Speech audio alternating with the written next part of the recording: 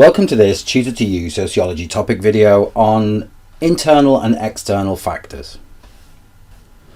When sociologists examine the reasons for differences in educational achievement by social class, by gender or by ethnicity, they often choose to look at either external or internal factors that influence a student's experience of the education system.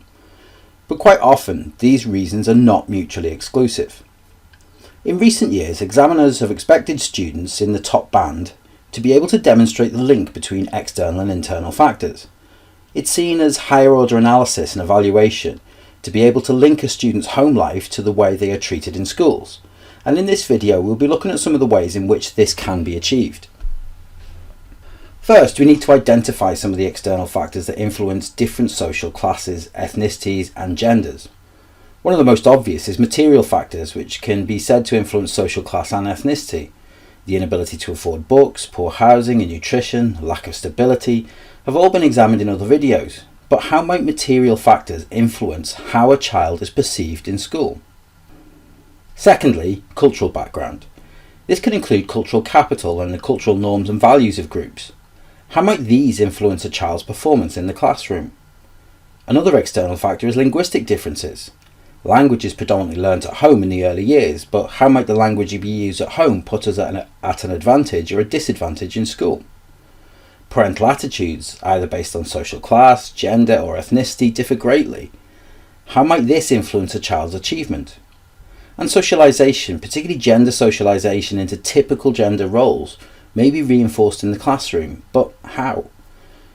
Racism in wider society is another key external factor impacting on achievement, particularly on minority ethnic groups. But how does racist behaviour in wider society lead to disadvantages inside of the school? And finally, subcultural attitudes, whether these be of parents or different social classes or of peer groups, how might these influence the aspirations of their members in education? Well, if you're able to answer some of these questions, you're on your way to developing higher order thinking skills which will help get you into the top bands. Similarly, internal or in-school factors can be linked to external factors. When looking at teacher-pupil interactions such as labelling or stereotyping, what is the initial judgment of a student based upon? Is it their ability or is it an external factor?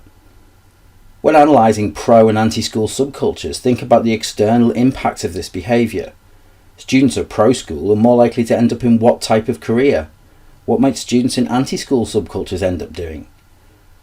Setting and streaming is another internal factor that influences achievement. But what external factors might influence whether a student is placed in the top set or the bottom set? Another factor is institutional racism in education, placing students of non-white ethnic groups at a disadvantage. But how might decisions at a higher level in society influence school structures? The organisation of teaching, learning and assessment is another internal factor, with concepts such as the feminisation of education and the lack of male role models having an impact on achievement rates of different genders. But why has education become feminised? What might looking at external factors such as the rise of feminism or the lack of traditional male jobs tell us about the organisation of teaching and learning? And finally, the content of the curriculum. Who decides on what children learn? Do schools have control over what they teach, or are other external agencies in control of curriculum content? Each of the questions helps to develop the critical thinking necessary to get into the top bands. Students who can demonstrate that they can see the bigger picture in education are showing strong analytical skills. To demonstrate, we'll look at two key factors in differences between educational achievement and show how they link internal and external factors. Firstly, let's look at linguistic differences. Language development usually happens at home, and according to Bernstein, there are two different codes, the restricted code and the elaborated code. Whilst the middle-class students are more likely to use both at home, the working class are more likely to speak in a restricted code only. Now, this is an external factor. But once we move into the school and see that the language used takes the form of the elaborated code through teachers, through textbooks and exams, it becomes an internal factor. This demonstrates that it's difficult to separate external and internal factors when looking at achievement. Who is to blame for working class achievement in this instance?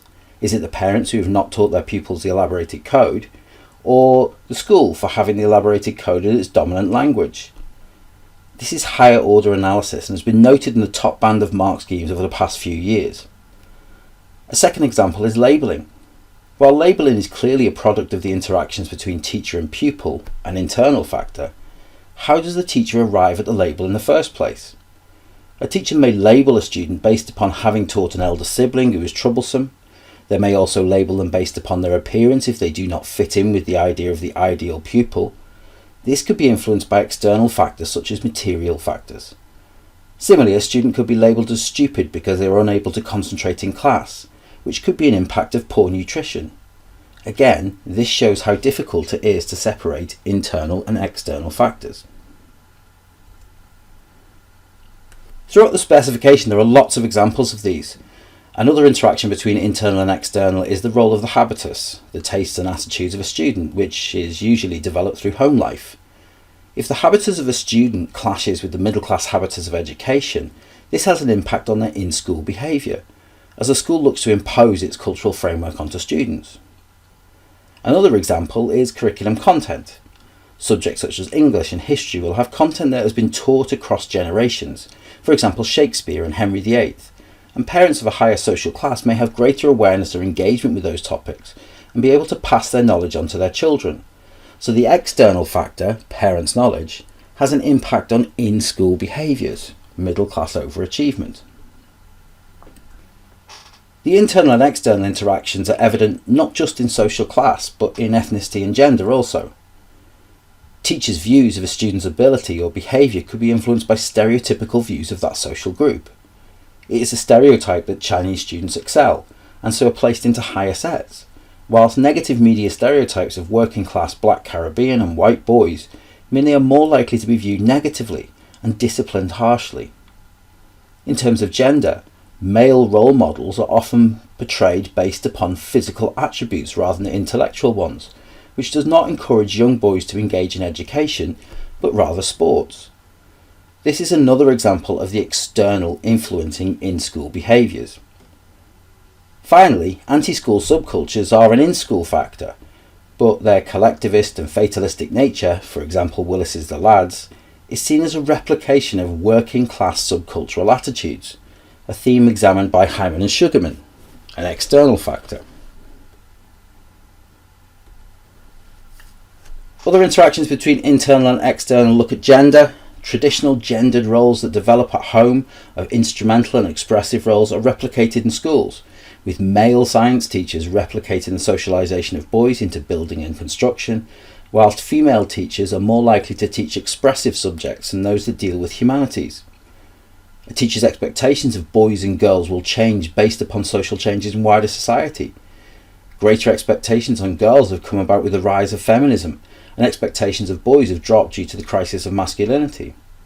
And finally, the feminisation of education, an in-school factor, leads to more boys pursuing careers away from education, which shows how internal factors influence external careers, and also leads to less educated role models in society, particularly male ones.